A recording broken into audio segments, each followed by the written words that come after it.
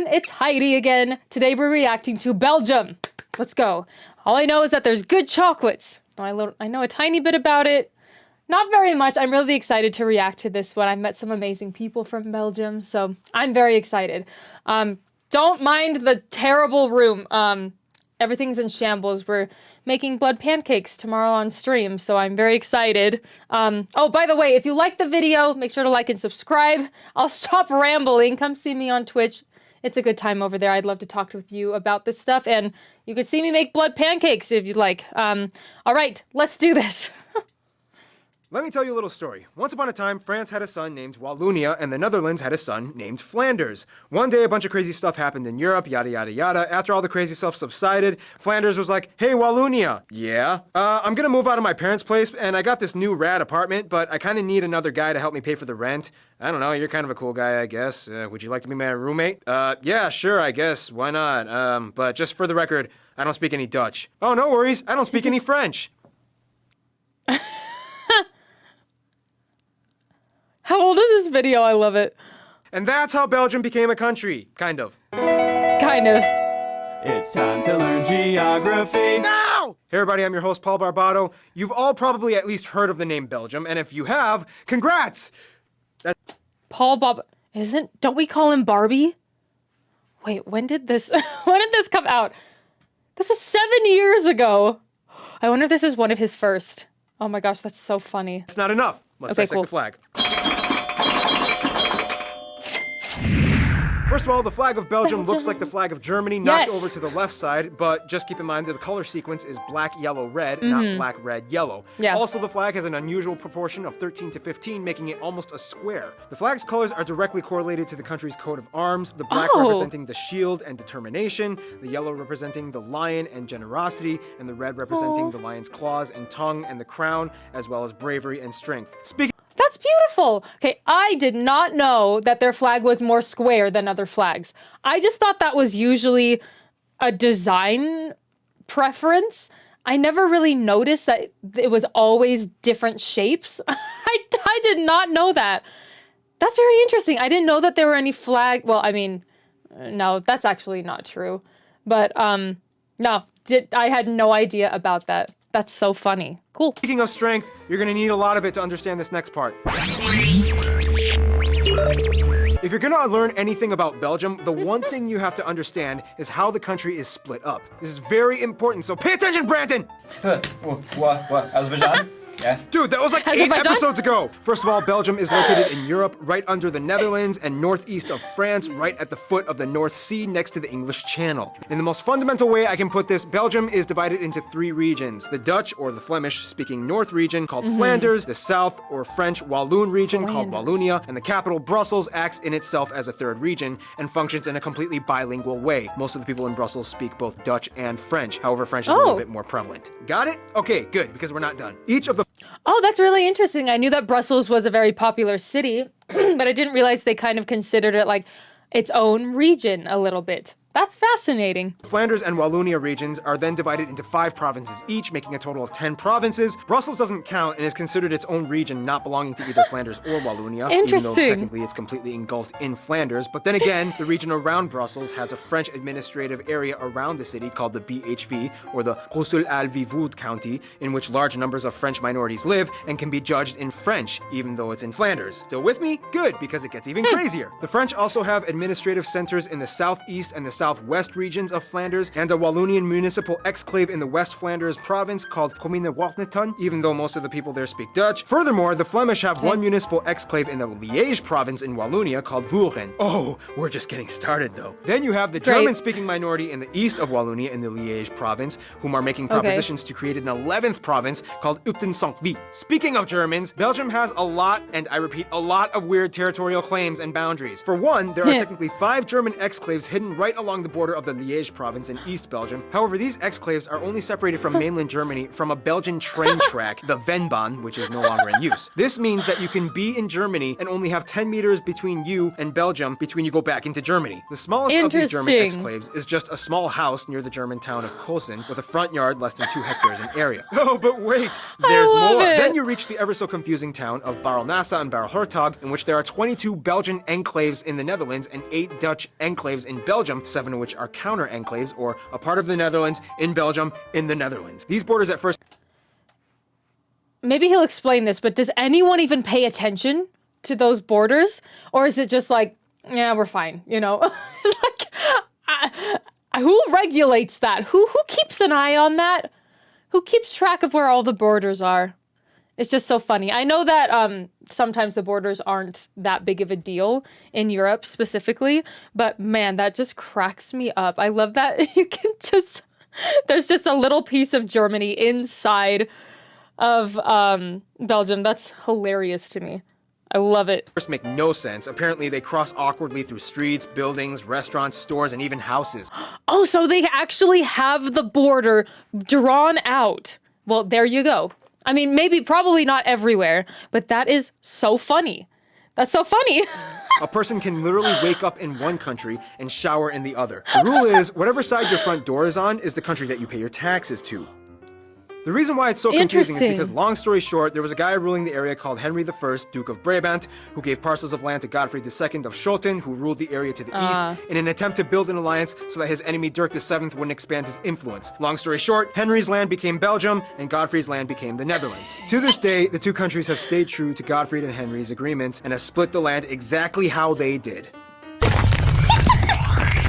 Dude, that's but wait, so we're funny. not done just yet. Finally, you have the confusing Lys Rivière Canalerie River in the border between the Walloon province of Hainaut and France. Starting in the town of Hallou in France, this river zigzags for about 26 kilometers with multiple river islets and land pieces that act as penne enclaves until it all stops in the town of Armentières. Each side has an equal 7 enclaves each along the river. Okay, now let's talk about the landscape. It's like I don't know, it reminds me of like two siblings, like it's two kids who are like, we need to make sure that we have exactly the same size piece of cake. So it's like, okay, wait, let me take a sliver off this one. Oh no, you have this corner. No, give me back this one. It's just so funny that that kind of made that I don't know, the weird borders are just, that cracks me up. I can't find words for it, but I just love it. That's all I'm trying to say. It's mostly flat. Outside the cities, there's farms and forests. It's pretty lush and green. However, the Worldwide Fund for Nature ranked Belgium pretty low in terms of their environmental performance. And the water quality was the lowest in the EU, mostly due to the high population density. Belgium isn't really agriculturally driven. I mean, economically, most of their revenue comes from machinery, pharmaceuticals, diamonds, many of which were imported from the Congo. We'll explain about that in a little bit. And really quickly, I know that this was filmed 7 years ago. So anything that might have changed since then, or anything that's like, that's not quite accurate anymore, you guys just let me know, because 7 years, a lot can happen in 7 years. I totally understand that, but I guess this is a good, just kind of overall, I mean, good history, of course, when it comes to it, and some good ideas when it comes to Belgium. So, but definitely let me know if there's anything that needs to be corrected. So, and you always do, like, you guys are really good at that, so thank you. and service and industry jobs as well. Okay, that's about it. Moving on. Now this is where things get really strange. In the shortest way I can put this, Belgium is kind of like an artificial country with technically no distinct former identity, in which two regions kind of became roommates, and the respective communities have a government with the same power as the central government. Huh, and you thought Andorra was confusing with that whole co-principality thing. Brother, please, I'm Belgium. Sit down, I'm gonna give you a lesson in complication monadics. First of all, Belgium has a little less than 11 million people. At about 57%, the slight majority of people are Flemish from Flanders, about 42% 20% are Walloon from Wallonia, and 1% Walloon, German wow. from the German community. Keep in mind, although it's debatable, the terms Flemish and Walloon are more in reference to linguistic communities and not ethnicities. By definition, you could Fair. have a Congolese guy in Liège identifying as a Walloon and a Moroccan guy in Antwerp identifying as a Fleming. As long as they Interesting, speak yeah. the languages and become citizens, that's pretty much it. In terms of race, Kinda though, cool. about 77% of the people identify as ethnically Belgian, and the remaining 23% identify as non-Belgian in origin. Some of the largest groups being Moroccans, Italians, Turks,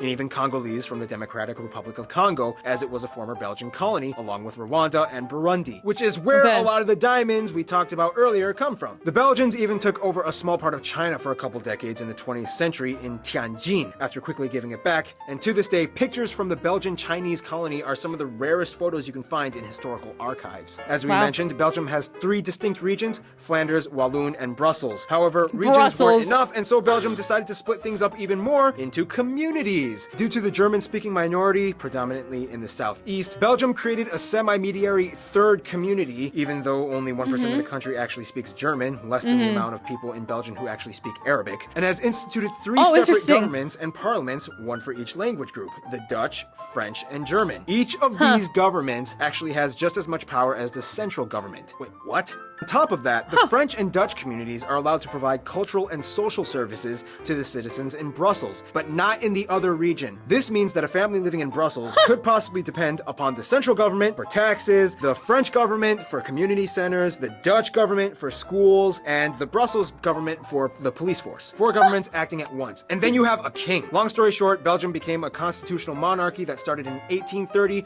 with Philippe I as the current head of state. They are the only monarchy in Europe with no actual crown or lavish robes and scepters. They gained Okay. independence from the Netherlands. French-speaking Wallonia joined along, and then they Well, I mean, I don't know about Denmark. I mean, Denmark, the queen seems to be pretty down to earth. Does she wear crowns and like capes or things like that? Because every picture I've seen of her, she's like, she has a cigarette and just like chilling with everybody. I just love it. So I wonder. they chose a German prince to become their first king. In terms of culture, Belgium can be attributed to a lot of things. For one, some of the world's most renowned surrealist artists came from Belgium, like René Magritte. Cartoons like the Smurfs Oh, and my I know that homeboy, one. Tintin. I have read almost every single one of those comics. Ain't nobody mess with Tintin. That dude is mad boss. The national dish is mussels Cool, I with wish I French knew him. fries and mayonnaise. Belgians will tell you that fries originated from Belgium. And of course, waffles. They make Okay. some of the best Oh, yeah. chocolate in the world that rivals Switzerland. And of course, Heck yeah. everyone's favorite Belgian, Jean-Claude Van Damme. They host the Oh, headquarters got it, of the EU and are typically called upon to help Europe administer their diplomatic affairs. Affairs with other countries we'll discuss in... Oh, kinda Belgium, creepy. Belgium, Belgium. When will you learn? First of all, Belgium is a very neutral country after gaining independence from the Netherlands. Belgium quickly rose to become one of the leading powers of the industrialized Europe world, and it was a founding member of both the EU and NATO. This means that since day one, Belgium has had a huge entourage of affiliates that they've kind of kept close. However, some are still closer than others. The UK has always been a good buddy of Belgium since they played a pivotal role in the independence of Belgium. The US is Okay. also a good friend, and to this day, they still commemorate the Battle of the Bulge, in which the US played a huge role in during the liberation of Belgium in World War II. The only We do hear about that one a lot. That's true. Battle of the Bulge is a very popular one here. No, well, it's because we did we did good work. That's what we like to talk about here. But yeah, and also we need the good chocolate. You know, we don't get the good chocolate from here. No, that is not a national thing. We get good chocolate from you guys. So yes. country that might have a little bit of a distaste towards Belgium might be the Democratic Republic of Congo, as really? they were occupied and became a colony for a little less than a century. Belgium kind of did a lot of things to the Congo. Although tensions are generally eased off a bit today and numerous Congolese people immigrate to Belgium yearly, there's still a somewhat aversion that lingers on in the back of each Congolese mind when history is brought up. Of course, as you would guess, France We is a close understand that. friend too, whom not only played a role in Belgium, Sorry, we understand that because of the Native Americans. Ow. Sorry about that. Yeah, I definitely understand. It's like, for the most part, things are pretty okay, but there's still a little bit of bitterness, a little you know, we can do better. Belgium's independence, but also culturally resonates with the South Walloon region as well. The Netherlands is a close friend as they jive well with the Flanders region, despite the fact that they have a somewhat friendly rivalry with each other. Over the years, many referendums have actually passed in Belgium in which they almost considered re-annexing themselves back to their respective neighboring countries, the Netherlands and France. Really? However, they just can't seem to do it, even though the sense of nationalism is kind of weak, except during soccer games in which they go all out Belgian Yay. pride. They still can't seem to let go of each other for some weird reason. In terms of Wouldn't that be interesting if Belgium, you know, kind of split and went back to France and the Netherlands? That would be so strange if Belgium was a past thing. It's like, oh, it's not a country anymore. I feel like that would be so weird. But yeah, that's interesting that could be a possibility. I didn't know that. of their best friend, though, they would probably consider Luxembourg. Luxembourg is kind of seen as like the little brother of Belgium and has been there with Belgium since the very beginning. They were even for a short while part of Belgium after independence, and their own monarchs, Philip I and Grand Duke Henry, are actually cousins too. In conclusion, Belgium is disputably the most confusing politically engineered country in all of Europe, and by all means, it makes no sense how they've kept it together for almost 200 years. That is amazing. They actually did somehow. Belgium, we dip our fries in mayonnaise to you. Stay tuned, Belize is coming up next. Oh, sorry. Okay. Wait, do you guys dip your fries in mayonnaise? Is that a Belgian thing? Okay, I'm okay. I've just never done that before. It sounds kind of gross. But let me know, have you guys tried fries with mayonnaise? And is that a thing? Why did he say that? Help me. Anyway, okay, so Belgium's really interesting. I did not realize that there was that kind of divide in language as well as just like, I don't know, kind of independence a little bit. And I did know that Brussels was like its own little dude. I just think that's so great. I've heard that Brussels is pretty amazing. But anyway, hopefully we'll be able to visit one day and we can kind of like see if we can like notice differences from the north and south. That's so funny. But yeah, anyway, if you guys have any comments, always just leave them down below. I love reading your comments and I learn a lot from you as well as the videos that we watch. And yeah, I will see you in the next video. Let me know what I should watch next. Love you guys. All right, bye.